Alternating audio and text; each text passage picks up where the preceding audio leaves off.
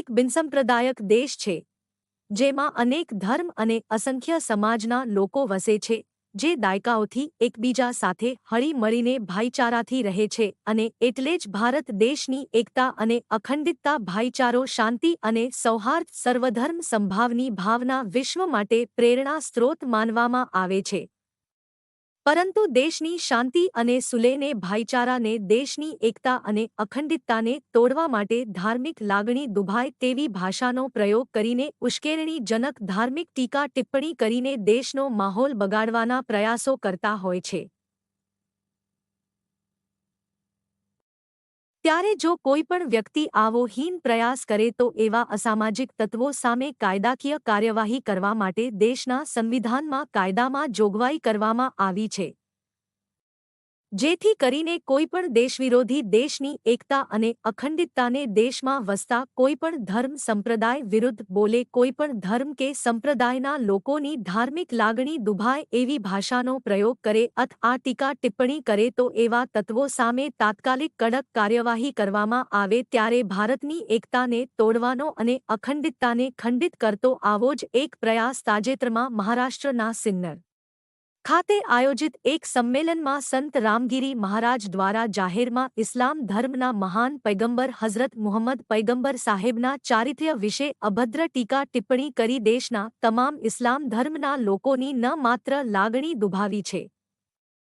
પરંતુ ઇસ્લામ ધર્મના પૈગંબર વિશે ટીકા ટિપ્પણી કરી ઇસ્લામ ધર્મનું અપમાન કર્યું છે અને તેને લઈ ન માત્ર દેશભરના મુસ્લિમ સમાજમાં પણ સમગ્ર વિશ્વમાં તેના ઘેરા પ્રત્યાઘાત અને રોષની લાગણી ફેલાઈ છે. ત્યારે દેશમાં તમામ ધર્મના લોકો વચ્ચે જળવાયેલ શાંતિ, એકતા, ભાઈચારાને તેમજ દેશની એકતા, અખંડિતતાને તોડવાનો જે દેશ વિરોધી, જે રાષ્ટ્ર વિરોધી હીન પ્રયાસ કરાયો છે,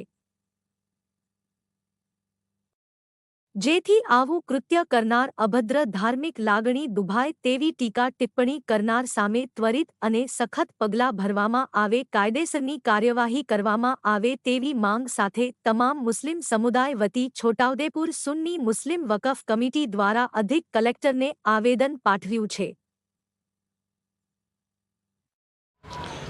हम आज कलेक्टर ऑफिस में हाजिर आए आवेदन पत्र कलेक्टर साहब को देने के लिए, जो महाराज की तरफ से इस्लाम के मोहम्मद पैगंबर सल्लल्लाहु अलैहि वसल्लम के बारे में गुस्ताखी की गई, जिसके बारे में सरकार से हम